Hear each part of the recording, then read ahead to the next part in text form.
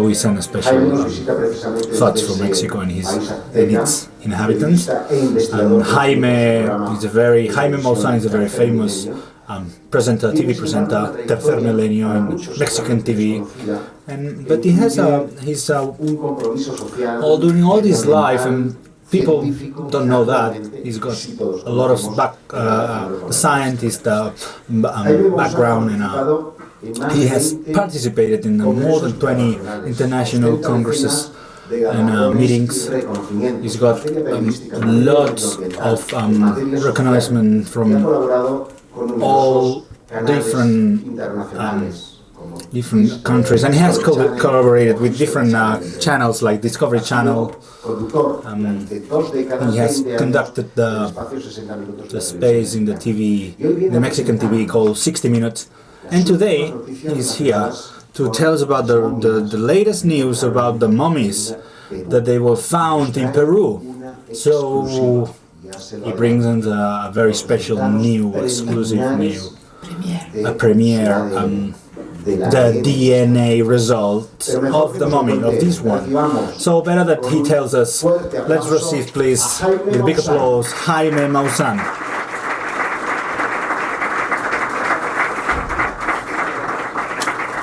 Thank you. Thank you very much. Well, I'm a journalist. All my life I dedicated it to this profession, doing this job since the 70s, and I'm more a journalist than a ufologist. So I'll try to present this investigation from a journalist perspective.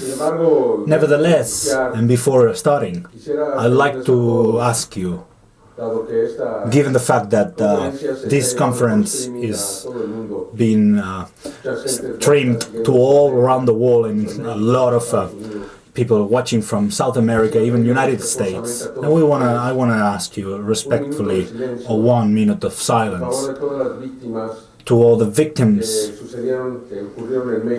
that happened yesterday and all the last 15 days with all these earthquakes, and due to all the victims that's happening now, meanwhile we are talking in Puerto Rico as well, and as well all the victims throughout the US states in Texas or in Houston. And so if you want to join me, please, 1 minute of silence.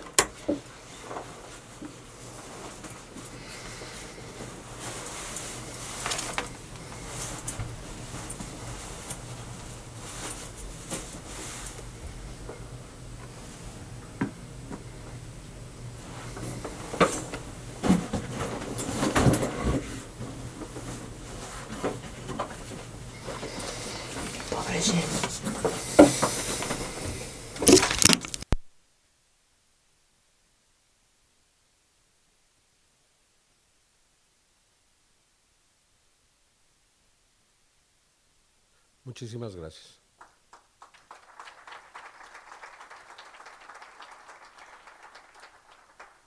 Ahora quisiera, antes de iniciar esta presentación también, agradecer a todos aquellos que la han hecho posible, como al Instituto INCARI del Perú, quien inició y realizó todas las investigaciones para que pues lo que vamos a presentar aquí fuera posible.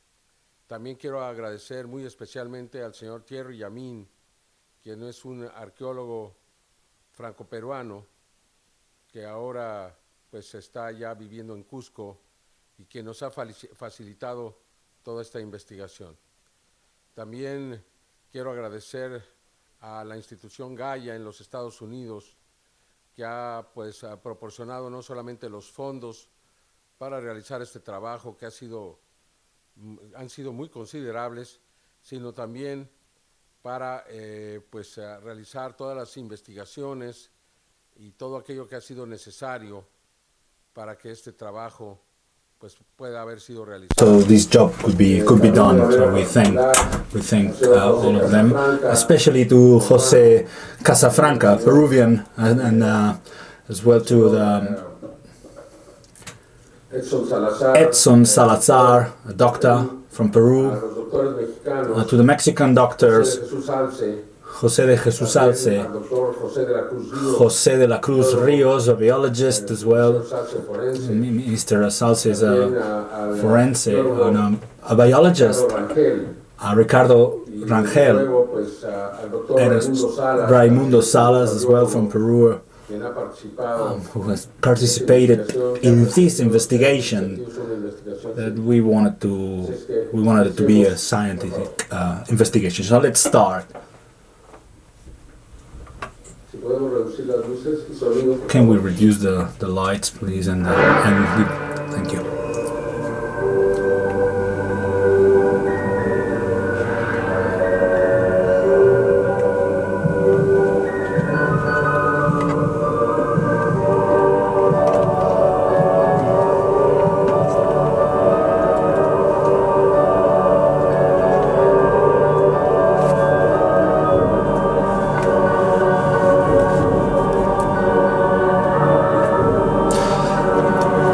One day they disappeared. They were under the earth. So we're looking for the lost gods, the mummies of Nazca. Through the history, the archaeology has done extraordinary discoveries related to all civilizations that were on Earth. Extraordinary buildings, incredible drawings, carved on stones that we started to question the perception of our past. The building with the stones that are thousands of years old, all these rooms with thousands of years old and with incredible technology and architecture, astronomical knowledge, and the special technology as well.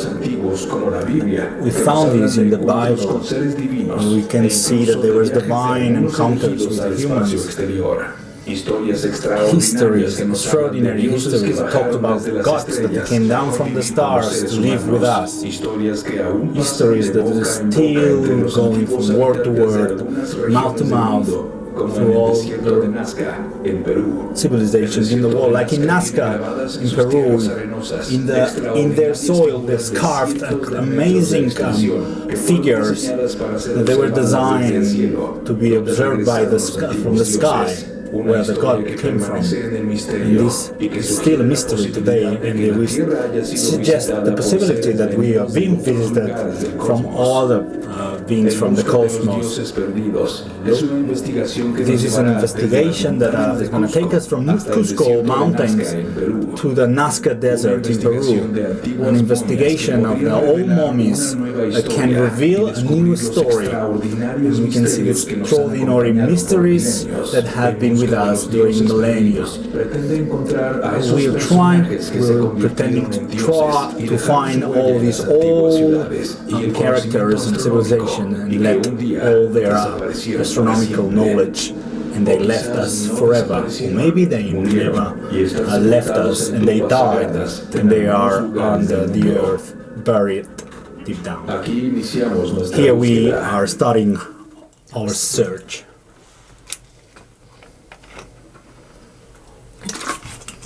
I'd like to start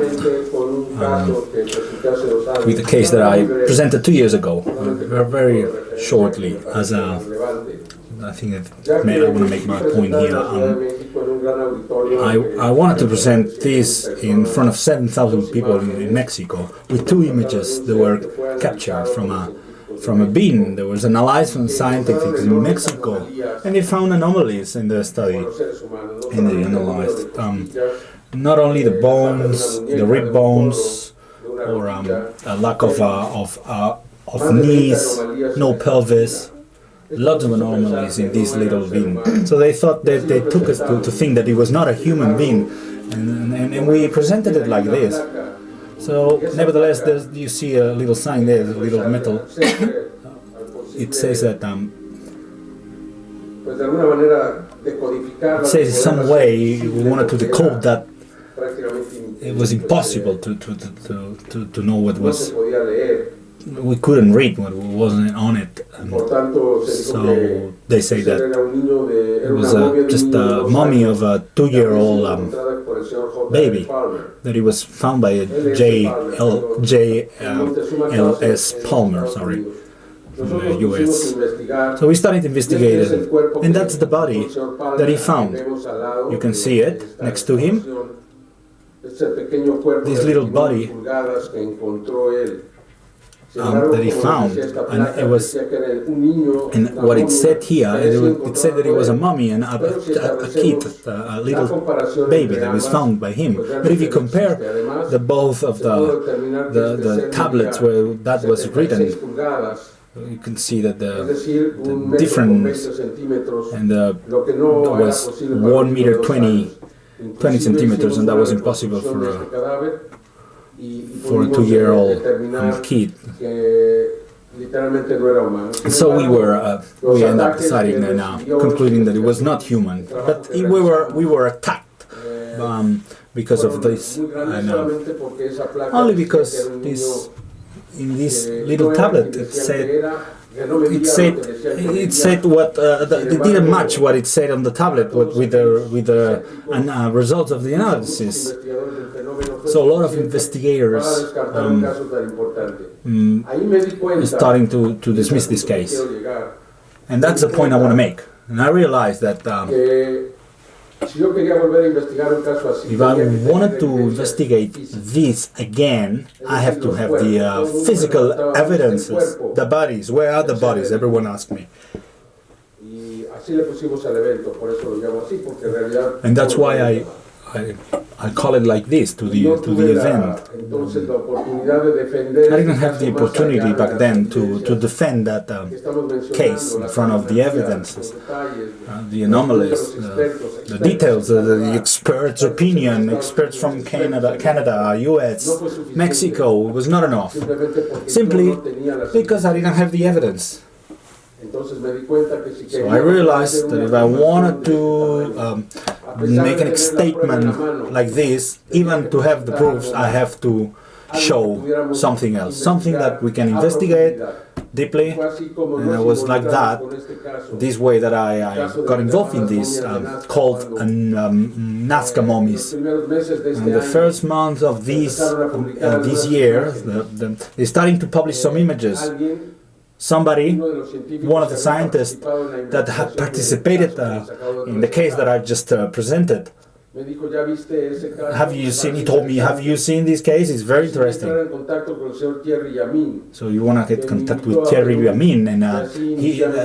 he invited me, and we started this work of investigation. So first of all, I found that in Peru there's so many mysteries. It's a very rich country, rich in mystery, rich in truly wonders of the earth.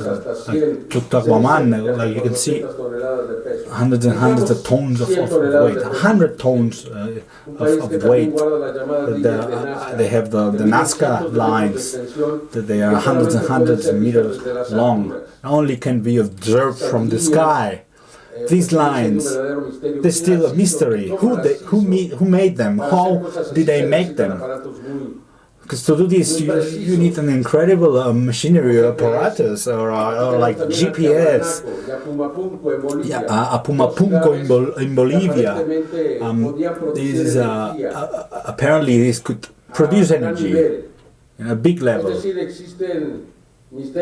So there's lots of mysteries that tell us that some kind of intelligence. Today SIXTO Pass was saying about the tunnels under the earth that they had since the glaciers till the Nazca Valley.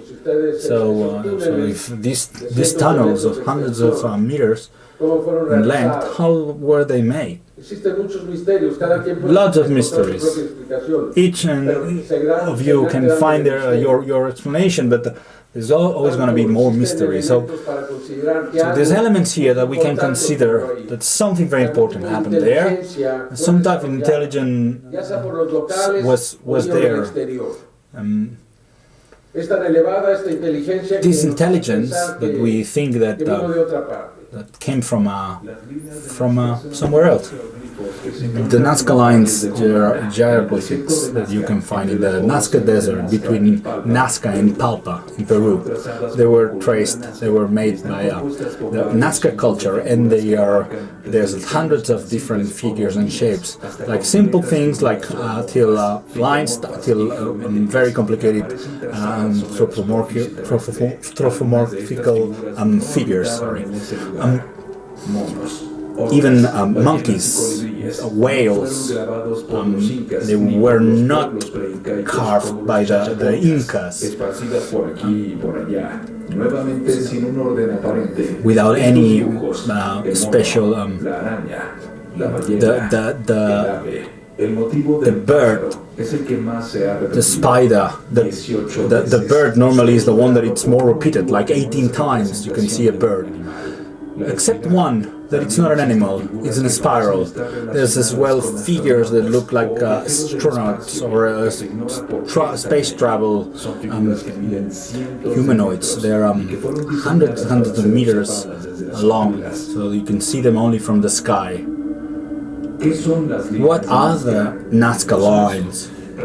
Well, they're there. They're lines and draws on a dry soil. These lanes can go from a few meters to hundreds of them, coming from apparently nowhere and going apparently to nowhere. To cross these lines, the Nazca people analyzed the conditions of the meteorological conditions of the area. There's no rain, hardly even rains in there. So there's a really thin crust that when it's removed, you can see the different color of the subsoil. So that's the way that you can see that the traces of the carved, they can be observable from the sky. Some of them, they look like an astronomical calendar. Some of the shapes and figures are orientated to mark and to point equinoxes and even to the moon or the planets. So there's a lot to investigate still. You don't know when these lines were made, but the mainstream science says 1,700 years old these lines were made. On the other hand, they found that the lines have even 800 kilometers of length. The first thing we found when we arrived to Peru, in Cusco, were these little bodies, around 30 centimeters of length. They look very weird and strange. Jesus Alce, the doctor, and a scientist from the forensic medicine from Mexico, a really smart guy, immediately saw different anomalies on the bones of the body. They considered they could have been assembled together. In the joints between the bones, you could find another explanation, but they considered that these bodies were maybe not real or not organic. Nevertheless, the fact that they are not organic doesn't mean that they're not a mystery, because they were found next to the rest of the bodies, so they are 1,000 or 1,700 years old. So I consider that they deserve a different investigation. Who made this? And the people who made them were like made 1,000 years ago or more. So it deserves some type of explanation. We also found that these heads from little beings, from strange beings, with the features that they were similar to the ones we saw in that movie from Steven Spielberg, E.T., but little, smaller. Once I asked myself if Steven Spielberg had access to the special information and to be able to do this movie. We found this hand as well, with three fingers. Con 5 falanges, en este caso 6 falanges cada una, y además implantes colocados. With implants as well inside of the hand. Immediately, some people said that this has been assembled and is fake as well. But if you observe, as all the experts said, it's impossible to do this perfect line when you put it together. So it suggests that this hand is from a being that was alive at some point. So we saw an implant here, a metallic implant in the palm of the hand. They're doing the most interesting would be to find technology in this piece of metal. Here, he has been very cautious and he wants to do the test without affecting the metal. So it makes sense. So that's why we don't have the results now. But we will have them. We're working on them. 30 centimeters long. Sorry, it's not right. It's 20 centimeters.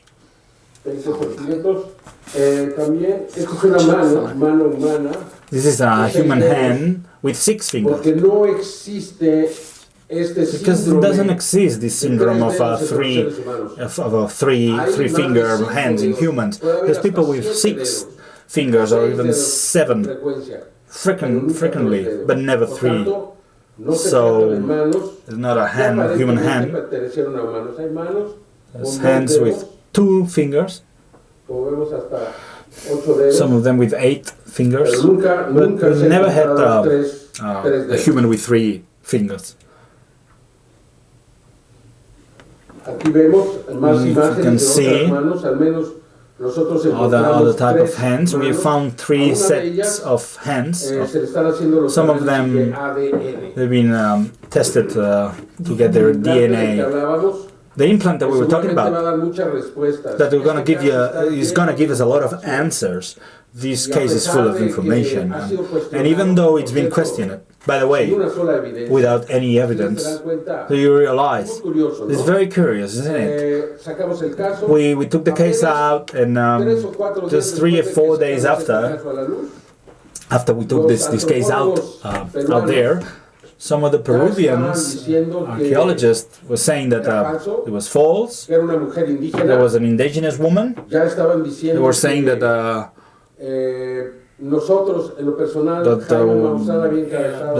Jaime Maussan was the responsible for this fraud.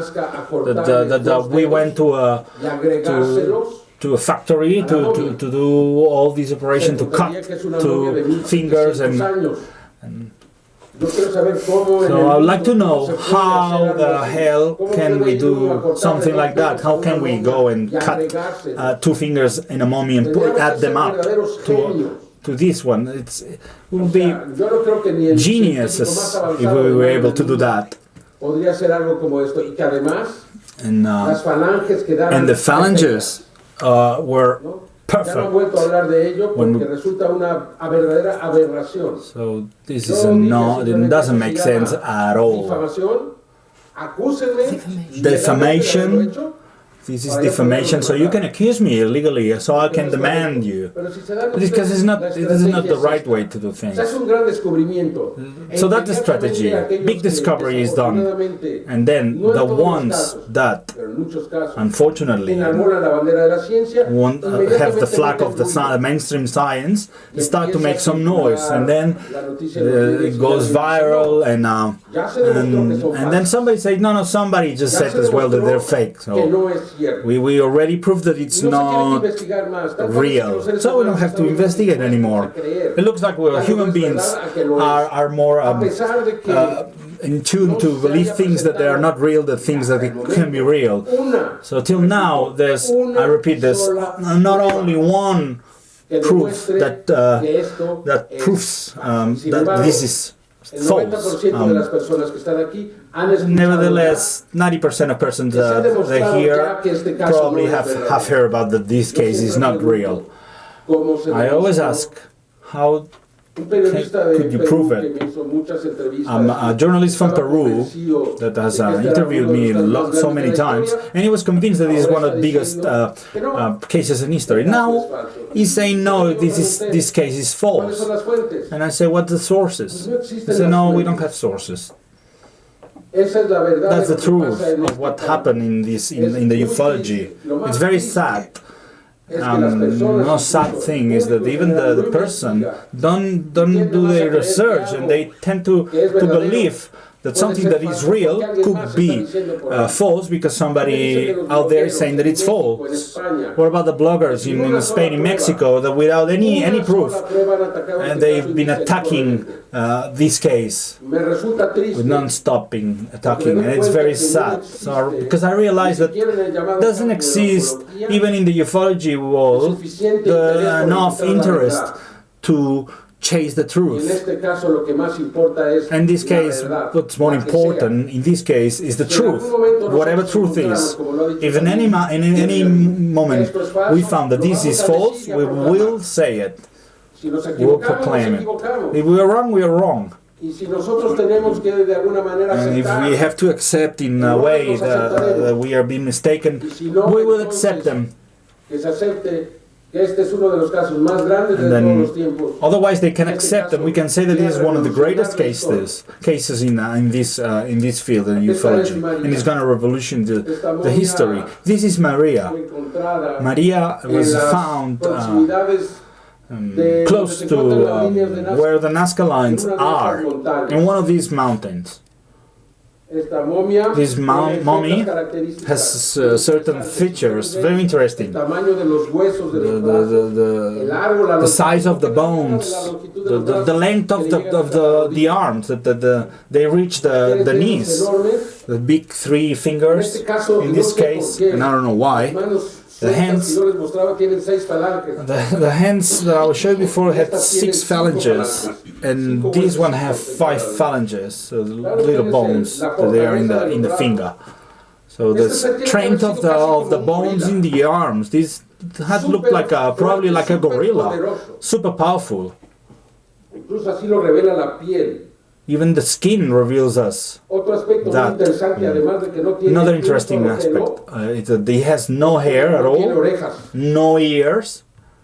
And I'm going to say as well, and I'm going to introduce to you, and it's not a mummy. It's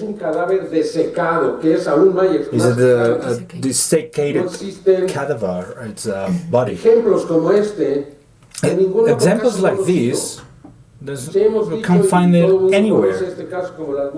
Everyone knows this case is called the Nazca mummies, but it's not really mummies.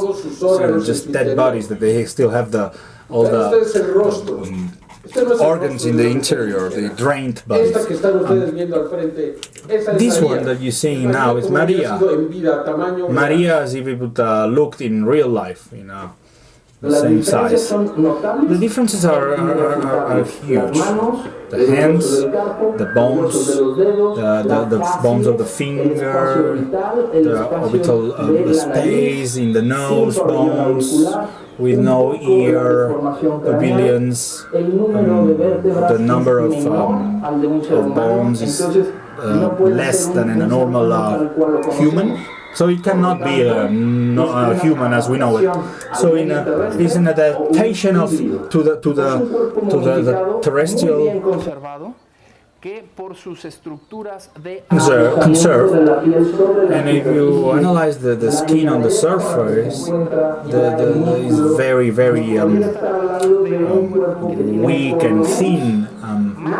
This body has more than 500 years of conservation, at least. Here we have the image. You can see this part. This part of the doctor is the one that talked, and this is another doctor. This is Raimundo Salas. He's been 35 years of experience. He's a radiologist, and he's an expert in this field. So he's doing an analysis of a tomography that they did from the mummy. So he's desiccated. And all this part that has the cranium, it's been dehydrated, like it's dry. Logically, it has the features of it's completely petrified. That's the word. The structures of the face and the cranium. Here we can see the arcade of the superior. It's a normal arcade. Arch. The arch. Sorry. So it looks like a gorilla, but they are not in the right spot. So scientifically, this body has been in a body that has been alive. It had life. You can see the teeth here, the inferior teeth and the superior teeth, the cranium. So you can see there's some leftovers of the brain. So you can see the external orchid. That's how we call it right now. It's one of the dorsal vertebrae. This is one of the dorsal vertebrae, and this part here is the lungs here on the side. The heart share the bronchs here, both sides, with the lungs on each side.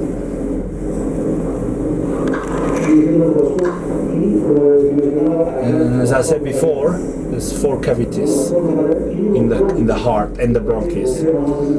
That you can see them; they're well conserved. Here we are the abdomen area, and we have the images here, the intestines, and the structures of the abdomen.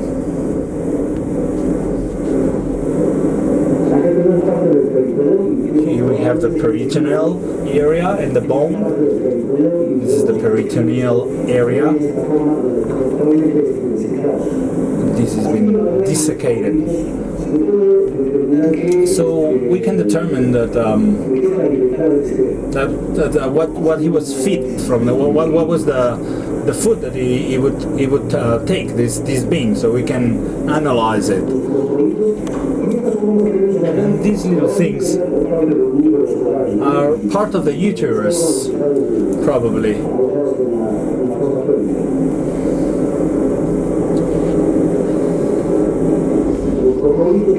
The coprolites are in the rectum area. This is part of the appendices and the rectum. So we are scientifically proven that this mummy, he's been alive.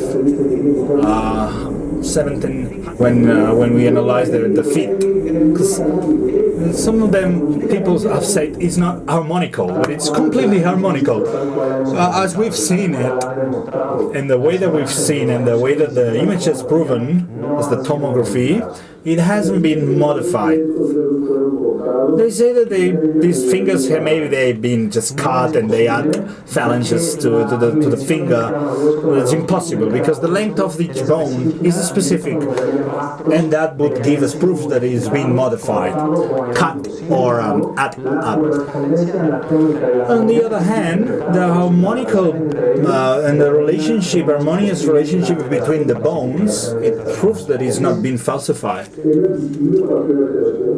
Would it be visible, any alteration, any modification of that? If the modification had been when the mummy was alive, you could see it. And if it's after this being was dead, it could have been regenerated, and you could see the cuts and the modifications. As we see, the scientist witness that shows that this is really it's not been altered, it's not been changed or modified. Dr. Salas is talking about the hands.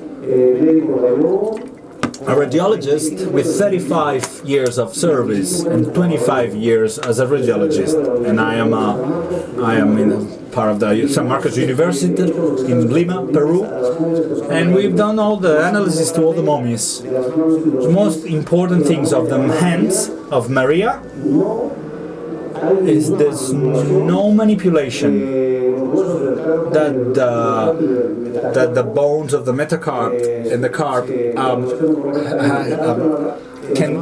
can be linked together. So really there's no place for distortion. You don't see any anomaly that it's been cut or add the fingers. Say absolutely not. Even the carp and the carso bones, they fit perfectly. So the features are in the hands. They have 5 phalanges. Well, there's no any trick here. No manipulation of these specimens.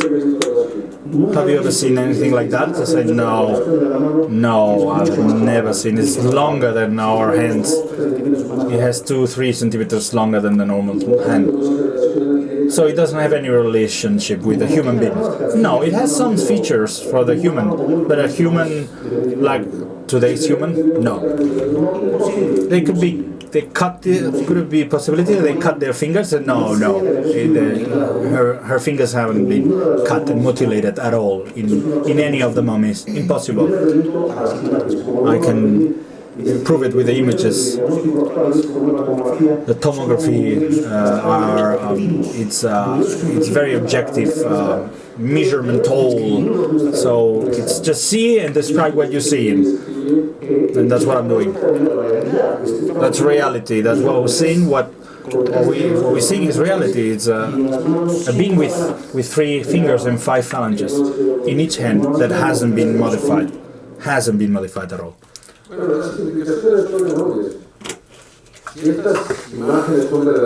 If these images are real, then this is not a human being. And then it came from somewhere else, and maybe we have to change the history. Maybe that's one of the people. This is one of the reasons why people are not accepting this case. We have to accept all the. We have to. This takes us closer to the cosmos. It takes us closer to other intelligence, civilizations. It tells us that we already been in contact with them. So I think it's important, very important, that in the same way we found this in the same place we found this body, we found a little baby body, not even a year old, and the features are very similar to the big mummy. Maybe they were mommy and they were the mom and the daughter or the son, and they have 3 fingers too. We call it Waquita, that in Quechua it means like little baby. They brought as well a little specimen of a little baby. We don't know how old, and he has 3 fingers as well. And through the X-rays you can see that it has 5 metacarpians and 5 metatarsians. But they have 3 fingers, so that's the important thing about that mummy. It hasn't been manipulated neither. So this is everything I can say about the mummies. These hands, could these hands be related to, could be a mom and their children? Yeah, maybe it could be because they have the same features, but the pelvis of the big mummy is a gynecoid, it's a woman's pelvis. So the little baby pelvis we cannot analyze. We don't know the sex. Perimetral craniums in the 2 of them. So if this mummy, the little one, the baby one, was born there, it means that these beings were living and reproduce, and they have children. And remember that we talk about beings like Viracocha or Chacoat, because in Mexico we give them a place as if it was a human being, but as well as the feather serpent. Do you remember?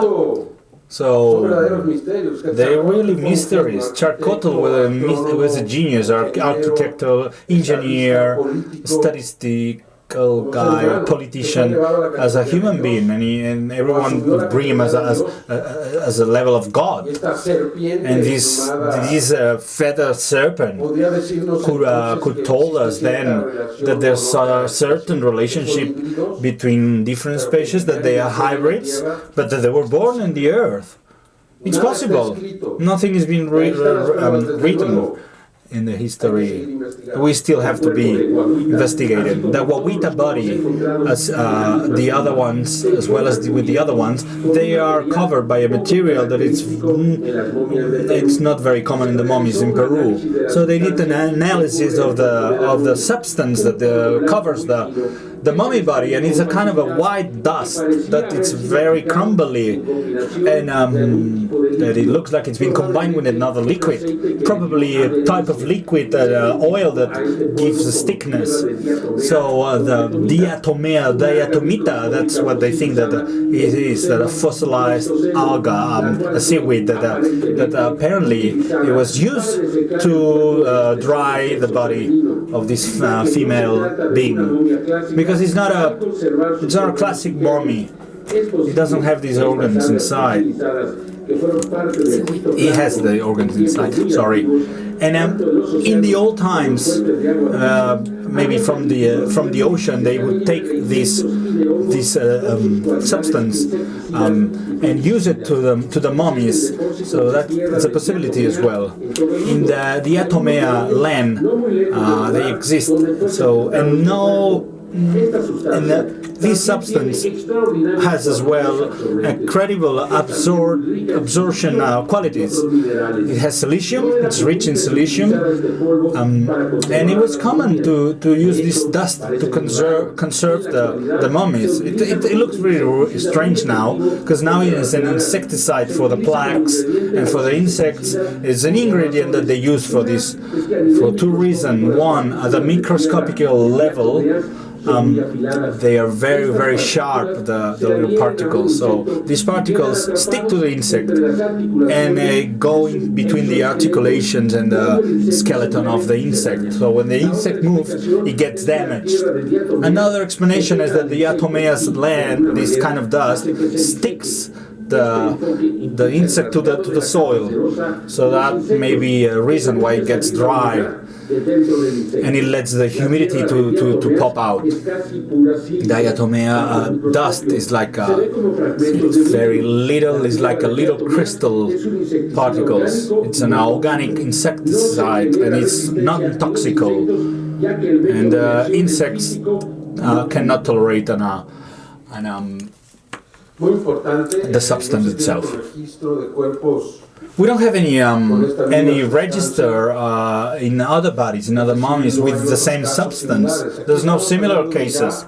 We were talking about the desiccated bodies that have been covered with Diatomea land soil. So further in the very soon I'm gonna give you a very special news and surprise. It's not been easy, and I want to thank the organizers of this Congress, because they've been really patient and the good energy that's why I'm here. And I promise that I will give you the latest advanced investigations of this case, and between them there's the first images that we're going to show you of the place where the mummies were found. So we arrive into the second species. We've been talking about one specimen, but we were talking about the other one. Nobody talks about the second beings, the second species. That because the first was apparently false. Why we have to talk about the second? Well, the second one is even weirder than the first. It's stranger than the first. They've been covered with the same type of substance, with different features than the human beings. When we arrived there, we found two beings. They're similar but different, like humans. Similar but different. With different faces, different features, different physical features. One of them with a bumpy abdomen. Until that moment, we hadn't done any rays, any radiography. And we were there when this was taken, and this is very emotional. It's very curious that this bumpy area in the belly, and maybe it could be that it was pregnant, so it was an evidence that maybe there was 3 eggs inside, or some like egg shape. So we are now having a look at this profile picture. We can see the cranium.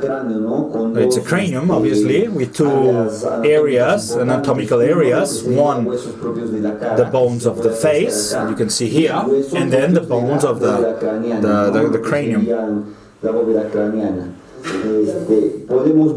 We can see too, in the base of the cranium, the first vertebra. You can see it there.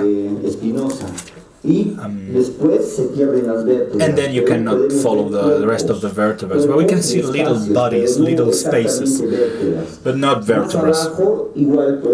And down there we can see little pieces, and then down here we can spot some vertebrae, and here the vertebrae are this is the spike ones, and these ones. These are the ones that go across with their space between vertebrae as well. So then we can see as well the superior area, the articulation of the arm. And we can see as well in this pelvic cavity the presence of 3 eggs. 1, 2, and 3 eggs, apparently. It looks like a egg shape. And then we can find the bones of the hand, the phalanges, 3. There's no cartian bones. We can find as well a crest here, and the articulation and the joints of the bones of the leg, the femur. The anatomical structures that you can see here, they are in the shape, biomechanical shape, the correct one, so it makes this really low chances to be a fraud. The hips and the way that they are, and all the bones are joined, the harmonical joints, and everything makes sense. So it's very hard to try to falsify this. So, to be honest, it has all the features, biomechanical features and anatomicals to be original, genuine. There's a specific features.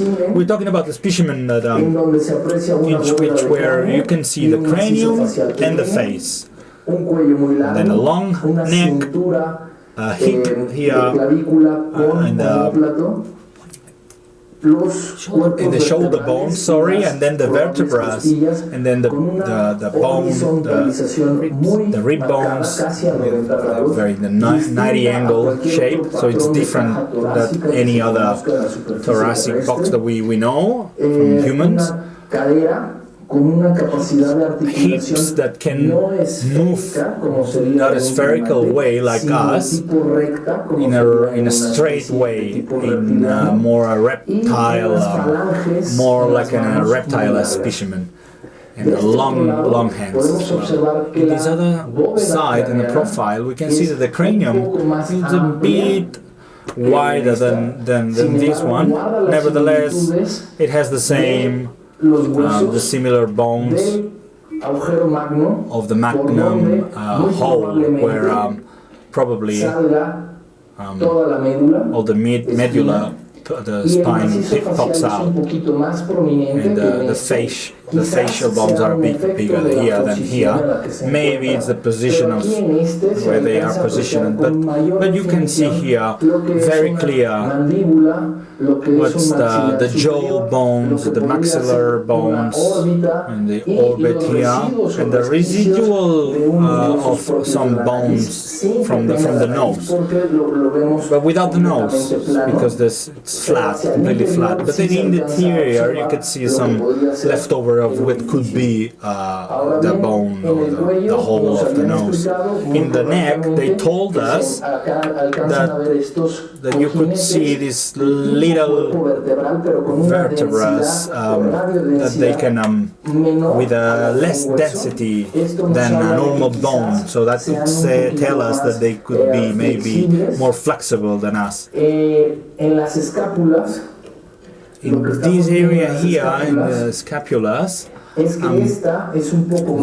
one is a bit thicker than this. Maybe it's because of the position of the body.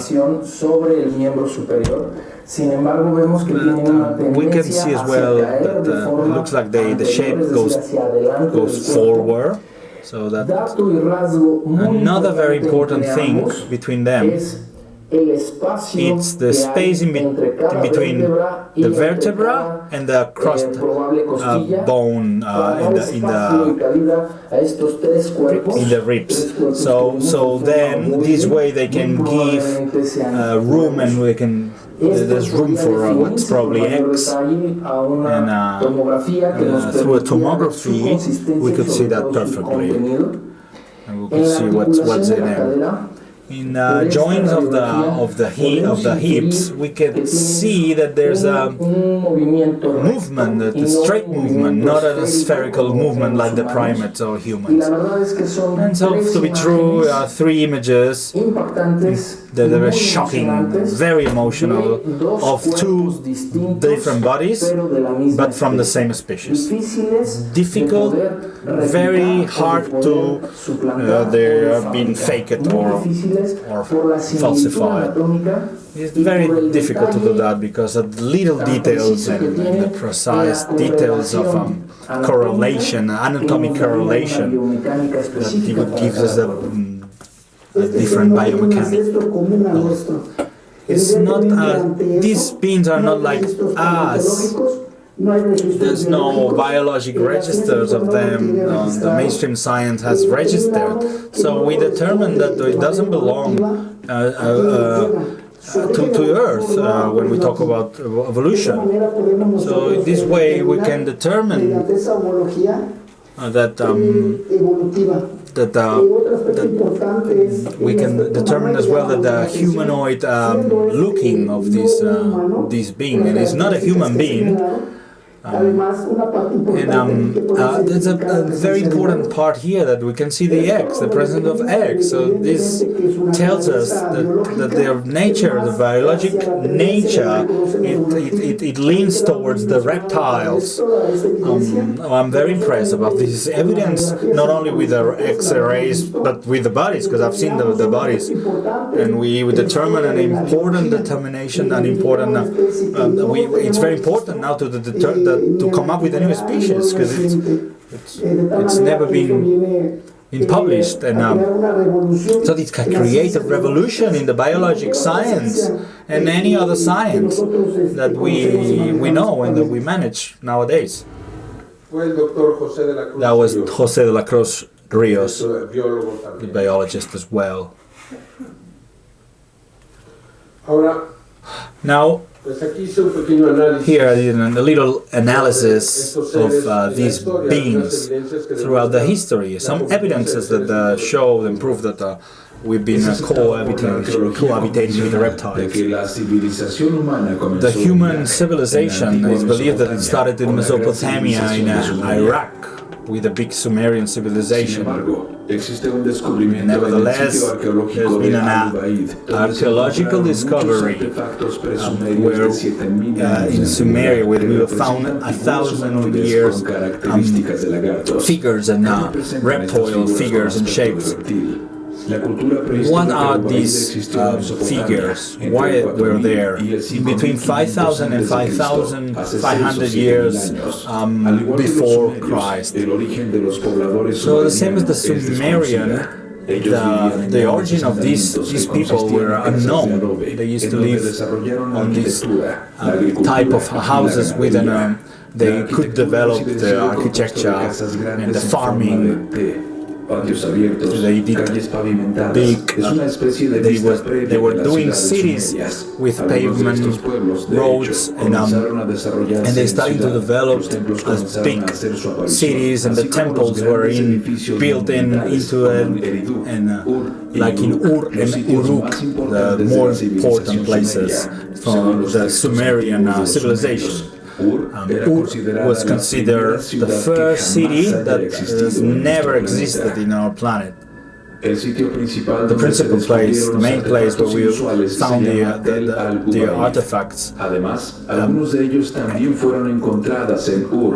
In Ur were found as well a lot of archaeological things. And Mr. Hall in 1919 found a little mountain of a half kilometer of diameter, with 2 kilometers high, and the excavation brought to light all these different figures and these kind of reptiles with helmets on and with something in their eyes.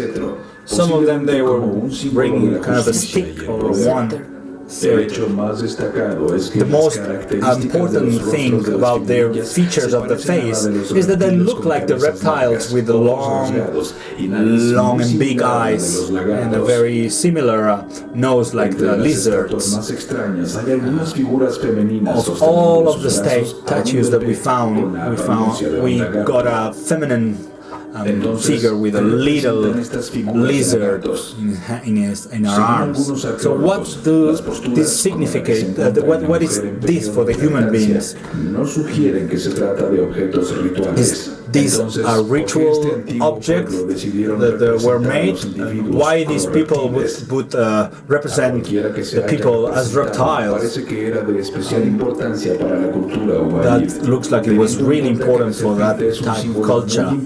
So if we take in account that the snake is very important for all cultures in humankind, and a lot of civilization represent the gods coming in the shape of a reptile, could they be non-terrestrial reptiles that in the past they used to live with us? It exists a dinosaur that's destined to become, if it hadn't disappeared, if it hadn't existed in an intelligent being.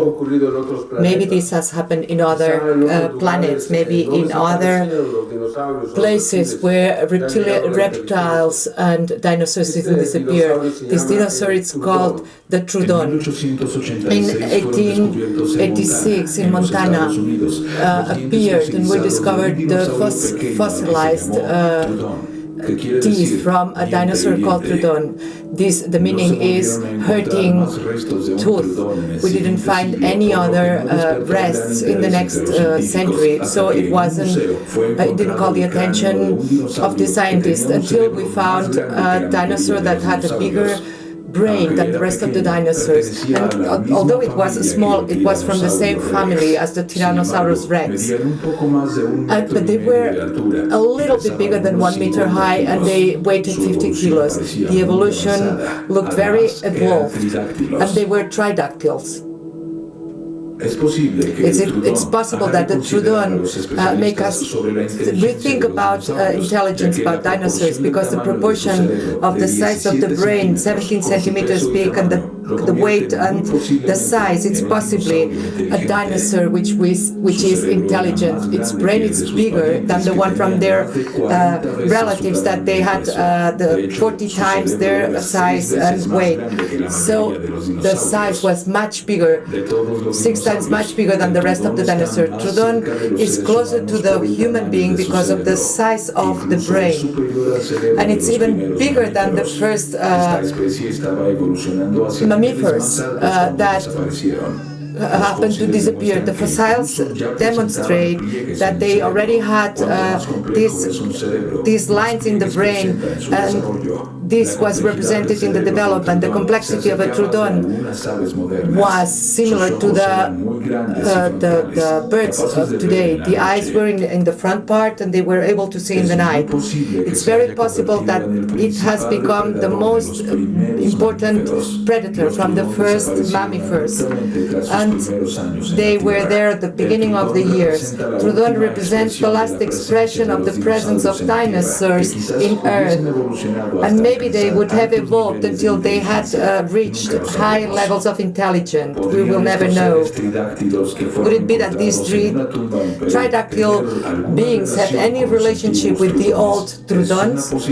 Is it a possibility that we won't be able to determine with a lot of difficulty? We found a third body, unfortunately without a head. I think the head was taken away. They had symbols and breasts, as if the head had been pulled away. It would have been an incredible piece, and this would have allowed us to take some samples of it from the body of Maria and from the hand. The tests that have been made, the DNA tests, are the ones that are gonna we are investigating, and they will determine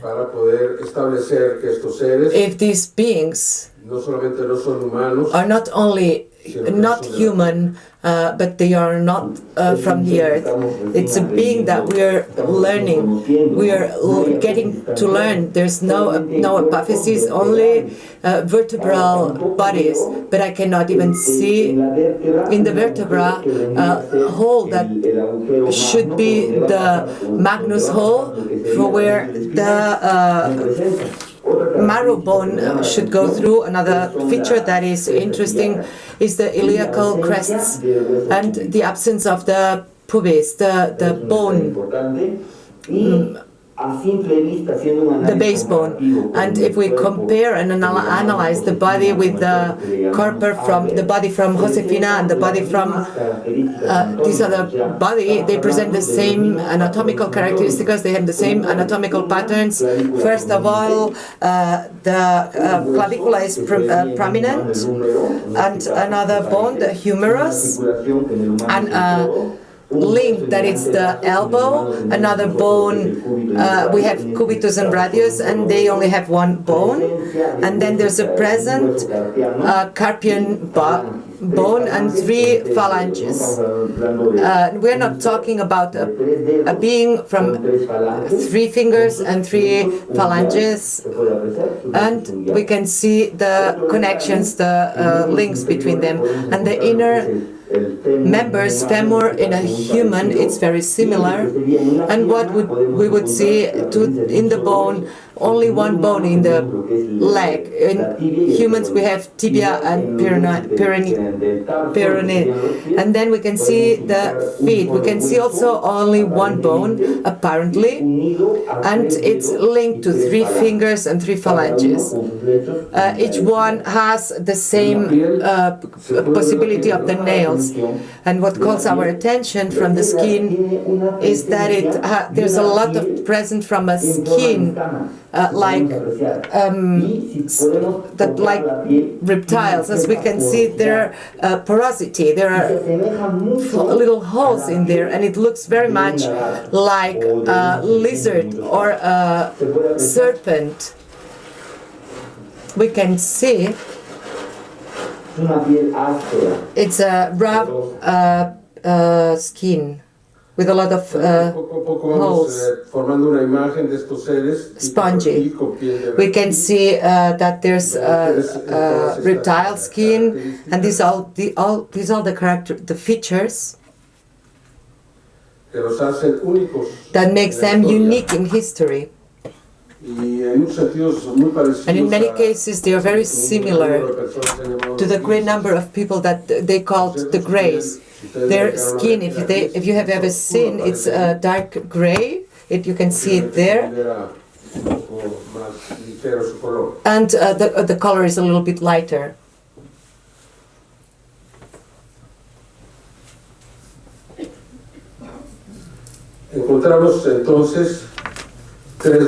We have seen 3 new bodies. Now we have 6 bodies already. 6 bodies, reptile type. This one, we call it the family, and this presented a feature that I think is very interesting. When we were doing the tomographies, we could see clearly the base of the skull. I had never known how important the base of the skull is to determine some of the physical features from a being. We can see the specimen here. And we will demonstrate that the cranial cavity.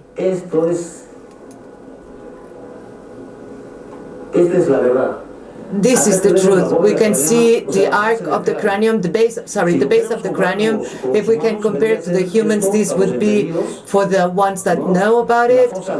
This is the anterior, posterior, and hole. Through this, all the nerves go through these little holes that we have. This happens also in the human beings.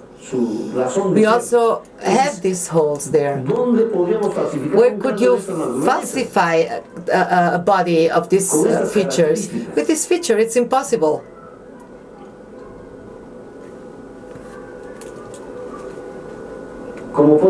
As we can demonstrate, as we can scientifically demonstrate here, these tridactyl beings, that I don't know how they will be called because their cranial arc is very similar to a mammal, but there are a lot of differences as well. These holes are not like in human beings. This is the other one, the other specimen, the same.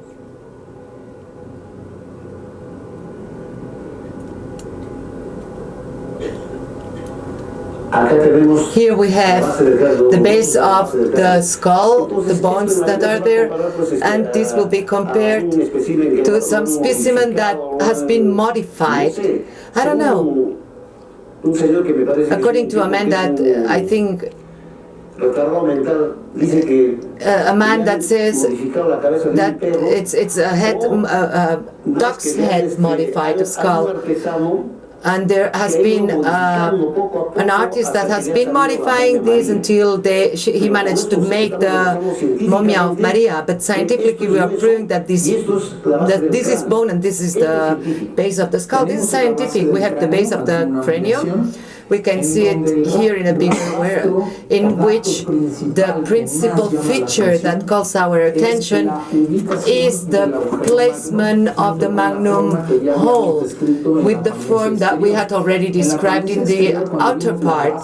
When we saw the base of the skull, we could see that this hole had a square form, when most of the primates we have an oval hole, and this would be the first time that we are observing a species with a magnum hole which is square, and it has square borders. It's difficult to see how important this is. We can see that the base of the cranium, we can see under stage, middle stage, and high stage. The magnum hole is always on the top hole. That means on the top part of the cranium. We can see that this here is exactly in the middle of the cranium, and this is what calls our attention, that we have a magnum hole in the middle, so to say, in the center of the cranium. In a human being, the angle of vision is approximate. That's the middle point.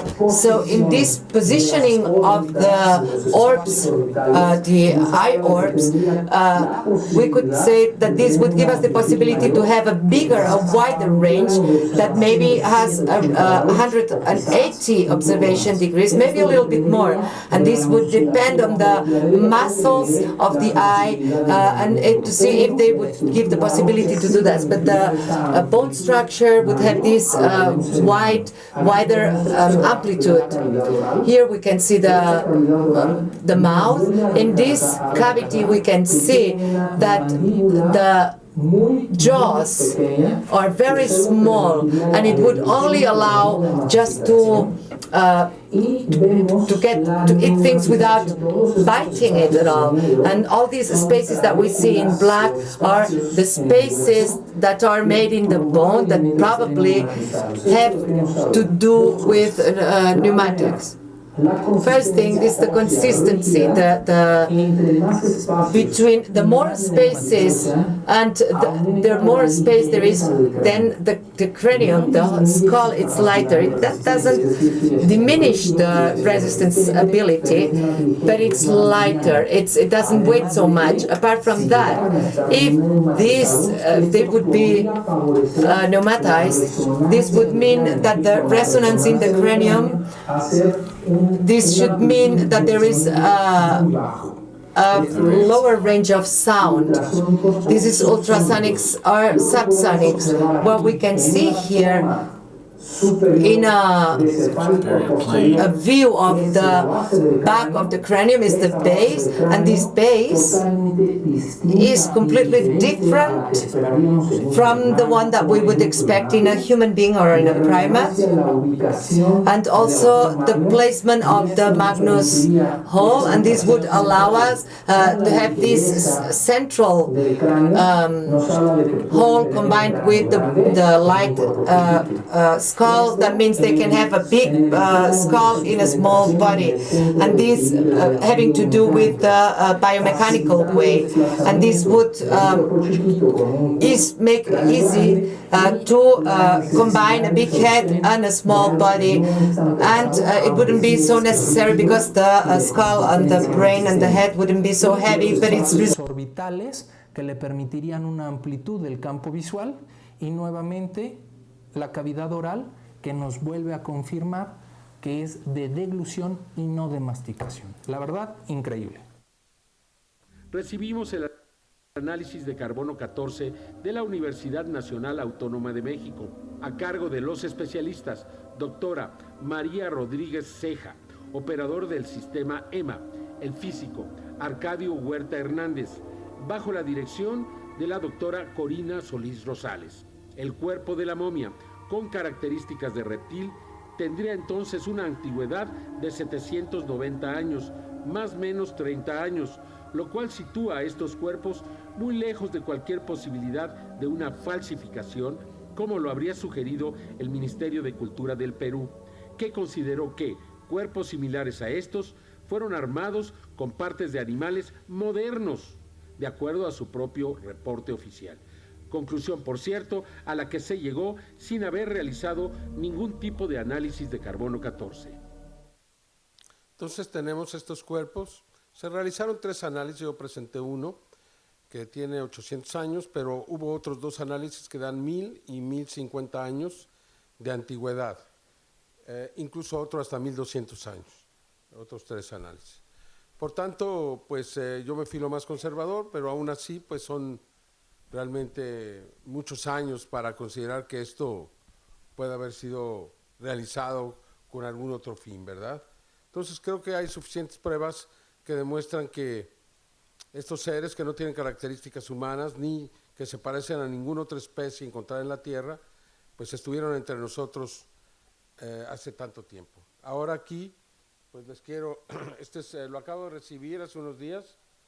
Some days ago, from the 5th of September, this is from Biotecmol, the laboratory that's analyzing the samples from the 15th of July. They received them, and these are the dates, 27th of June, July, and all the tests that they have done to reach an extraordinary conclusion, that is that 30% of this DNA is similar to the human being,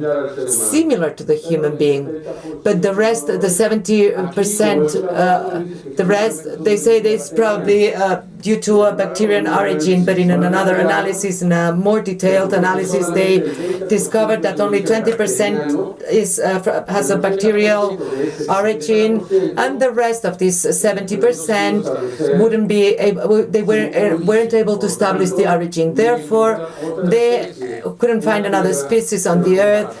There's no other species on Earth that shares that. The news that we have to say up to the moment is that from the samples that we have had from these mummies, we have reached some DNA, enough amount of DNA to start studying, sequencing these molecules obtained from these samples. Basically, there was a first pilot study precisely to verify the state of the molecules and to see the possibility if we were able to do the sequencing of the DNA. This we have done with the samples from the mummies that we got from Nazca, also from Maria and from Victoria. Up to the moment, what we have achieved is approximately 600 sequences different from this sequencing of massive sequencing, which is a process with the last we use the last technology to get this information. And from these 600,000 molecules that have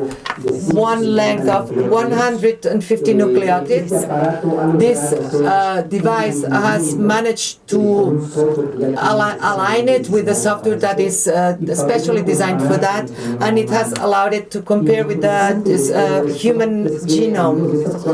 From these 4 different samples that we have, and we have studied approximately, we have identified between 19 and 30% of similar traits to the human genome, and there's another percentage that this doesn't correspond to the human being, to the Homo sapiens. What we have tried to do is to compare these sequences with 150 nucleotides with the databases that already exist today, and this we can look for, and it's an international program that depends on the United States, and the database is completely there from the human genome, but also from other species. More than 100 species have already been processed from different species, plus other 1,000 from microorganisms and bacteria. What we are intending to do is to see if this DNA could be contaminated with another organism. And the surprise that we had up to now is that, yes, of course, some of the sequences correspond 100% with bacterial DNA, and it's natural to think that such a sample contains or contaminated with bacteria. We remember that on the skin we have bacterial elements there, and it's possible that these mummies had that when they were alive, and when they went through the process of mummification, these bacteria stayed there with them. And the situation is this sequencing is not selective.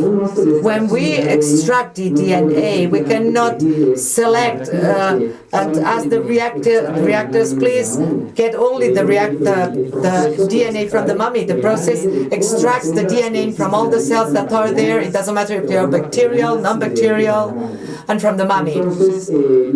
And then the results that we have become until now is that there's bacterial DNA, but there's also sequences that when we compare that to the human genome, they tell us that there's no similitude, important similitude related to the human being. And when we compare them also with the bacterial genome, they also say that there's no coincidence, there's no, they are not similar. So we are speaking about DNA sequencing which is unknown to us, but not only This is in our analysis. We are also comparing it with the genome of other species like mammals, like primates, but also reptiles like the sea turtle, the crocodile, and some other animals, in order to really be able to establish if there are similitudes with them. And what we have achieved until now, there are no coincidences in the database that we have until now. The human being in 2017, we don't have it in the from the human beings that are living in this planet. We need to study the nearly 2 million of sequences that we have in the body right now from the first studies, because this study was a pilot study. We have a lot of DNA to sequence and study. So when we want to follow reasoning this analysis, we have to finish. In order to finish it, it will take us between 6 months and 1 year, because it really is a lot of information to process that we have up to the moment. And we will probably generate a lot more information from this new sequencing that we are doing in the future. Are you surprised about that? Of course. We are very surprised about that, because obviously we are trying to solve a problem, a biological problem, that definitely, I don't think that there are precedents to that, that there is previous cases up to the investigations that we have had until the moment with the human beings, and probably we will have to go through some rigorous exams in order to conclude in a very serious way and scientific way to see the results that we obtain and to present them to the public. Why did it take such a long time to come up here? Unfortunately, the molecular structures from old organisms present degradations and alterations. They are altered. And then we have to go through a process and to extract them. And then this is a stress and a risk to be able to extract. Maybe we don't even get anything. It depends on the nature and the state of the molecules to get the information that this cell contains, that this organism have. On the other hand, there are processes that this is, in order to get the DNA, we need to go through a lot of processes, and the sequencing, these are processes that take a long time to do. So it takes time to go through all of these tests so that we get a database from 2 million of sequences. It's a long time. This speaks a lot about the nature and the type of study that we are doing. And these definitely are the things that we still have to do. We need more time. This is the biologist Ricardo Baquel. What we just heard, this is the first time that I published this.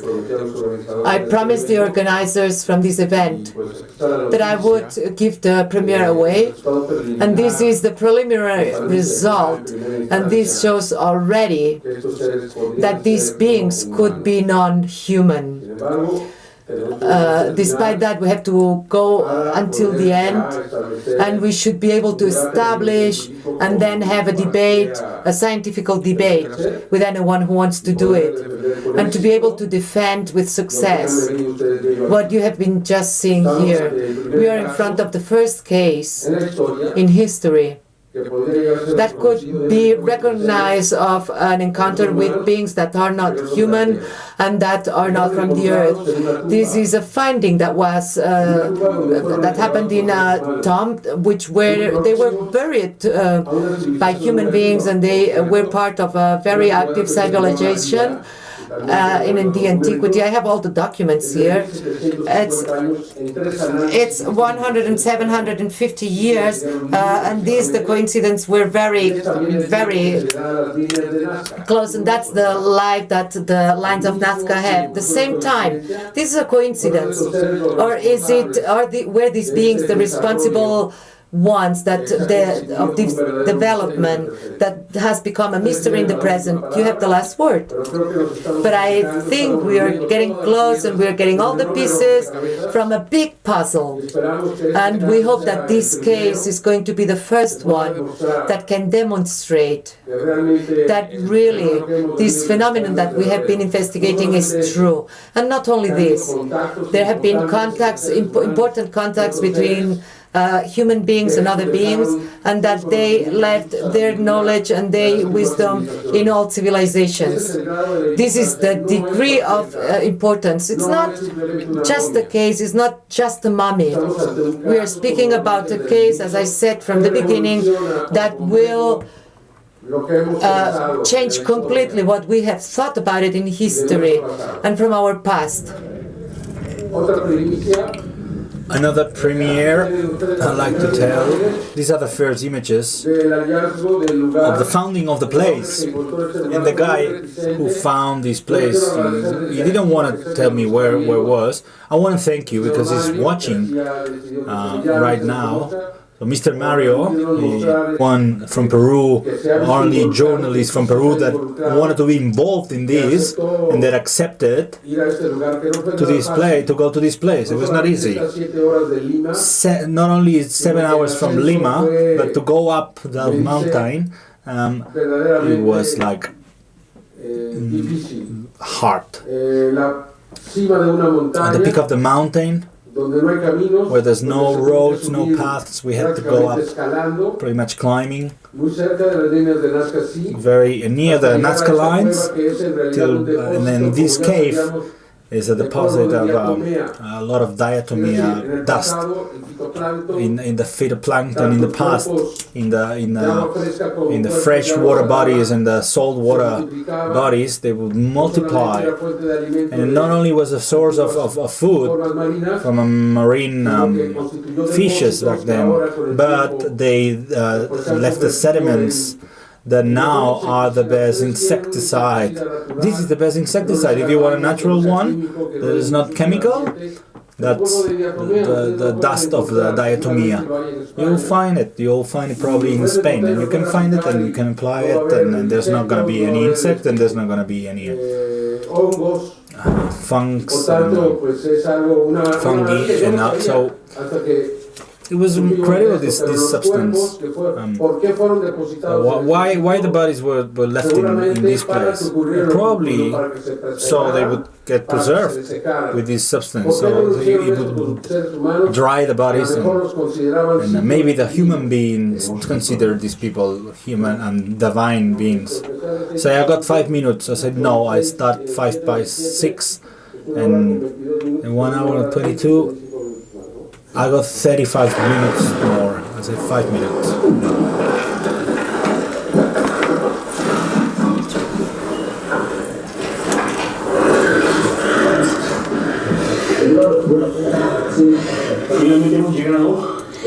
We finally arrived where we found the mummies. So this is where we found the bodies. These are the little ones. Josefina, Alberto were found here. And in this part here, at the bottom, is where we found the body of Maria, the mummy. Let's go in. It's very narrow, as you can see. Here you can perceive the smell. It's very strong, similar to the one that the mummy has. This is rock. So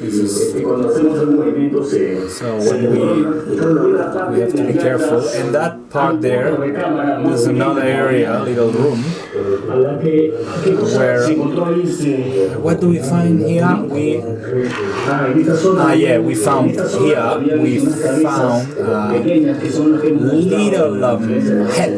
little heads that we found, and all that area there.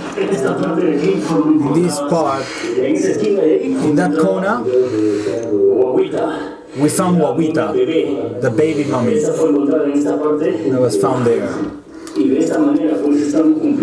So this way, you can see that the material is kind of being erosionated. It's been carved and worked on it, so they could build this kind of a camera or a deposit or room, because these are being excavated here purposely for the mummies. So the air gets a bit weird, and the atomea powder starts to do an effect on us. So we better change of position and all. También se realizaron animaciones. We did this animated video. This is the movement that the hand could have done.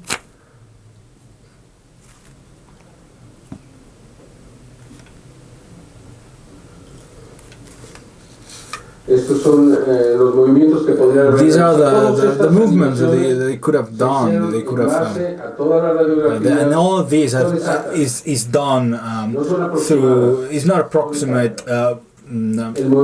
representation. It's just exactly the same. We agreed with scientists in order to do this. So the length and the arms are really pretty much the way they were, and the way you can see the way they were moving. That they moved. Pterodactyls.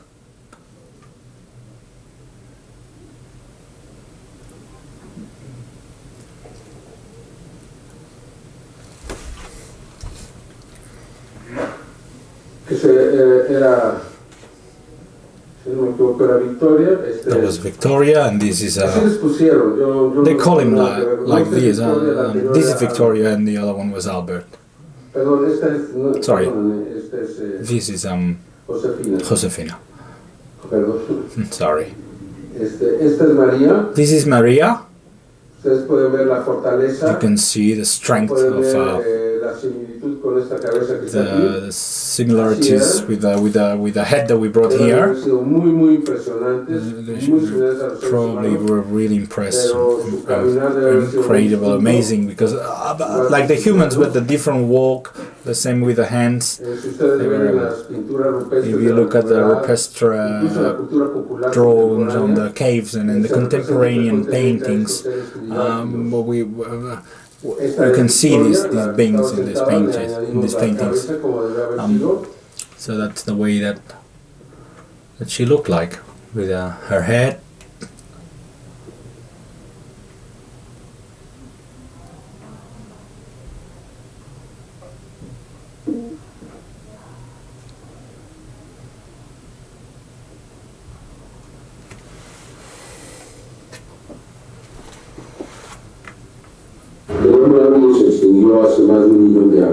So a million years ago had disappeared. That's José Hernandez, the guy who did the render images, and he said that the Maria's head looked like Homo habilis than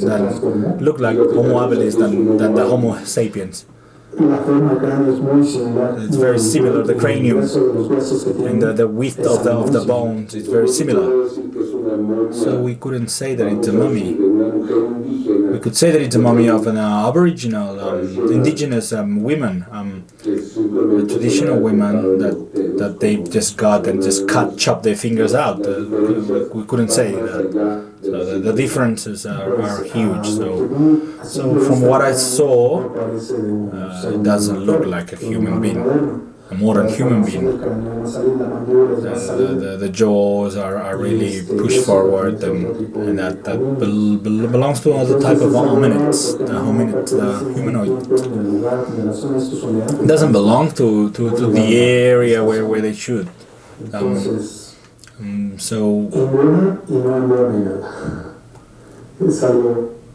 So it's something very strange. Were you surprised by the results of the analysis? It's like, yes, because it surprised me, because I thought I was going to find a human being that has been deformed or with the different capacity of the cranium, but now I've seen that it's not a human. It's another type of humanoid, of a being, mixed with another one. Thierry Yamin is the man that has put more efforts into this, and he's the one who sent the letter to the culture minister of Peru, talking about this founding. So the minister of Peru of culture didn't want to have an interest at all. So there was as well a letter to the president. As a citizen of this world, when I received this information, I couldn't keep it for myself. I had to put it out there, because we know that throughout the world there's millions of persons that they dedicate their time looking for these proofs and this information. And the information, we have the opportunity, unique opportunity to have it. So we had to put the information out there and assume the consequences of being involved in this event. So we've taken our responsibilities like a man, not like a president that I'm of the institute. Why? Why did that? Because it's an information that historical information. There's millions of people waiting for this information because it's hope. With the chaotic world and wars that we have in this planet, at last we have this information that can change the paradigm of the world. The bodies of two different specimens were found in an Atomeo desert in Peru. They are real, they haven't been modified. All the analysis from the experts show that they are organic beings, that they were alive at some point, and that they were coexisting with the human beings because they were found in human tongues. Probably they had contact with the Peruvians back then. So the possibility that it's a pre-Columbian civilization or that they had something to do with that, the possibilities are huge. So they are maybe under the Nazca culture civilization, maybe they were the lost gods, the ones that were responsible for the buildings in this planet that we haven't found any explanation. So it's about an historical discovery that belongs to all humankind.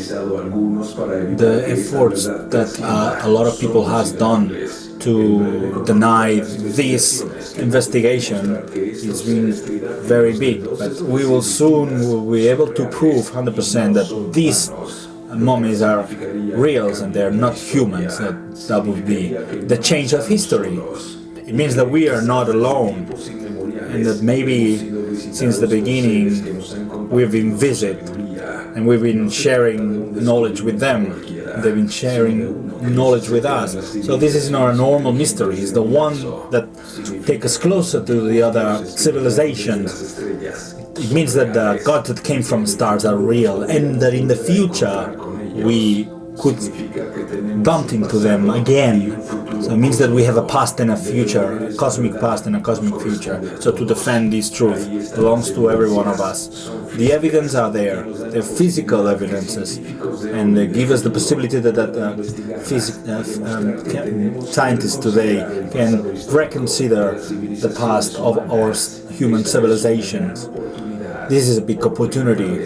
For the first time, the society has in their hands incredible evidences. So we will continue with this investigation. We have proven now that these bodies have between 1,000 and 1,700 years old, and all the forensic analysis that proves that they were not mummified, these bodies. So it has been proved that it's not mummies. They are dry cadavers and bodies. So till now we can say that they are not human. The origin could be from any other place in the universe. So finally we're showing that their genes, their genome, in an important percentage, doesn't belong to the humans. and we don't have yet the analysis of the comparison between the two DNAs. We won't stop at any time.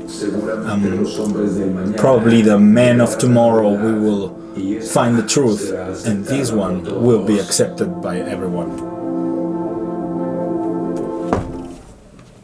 Muchas gracias. Thank you very much.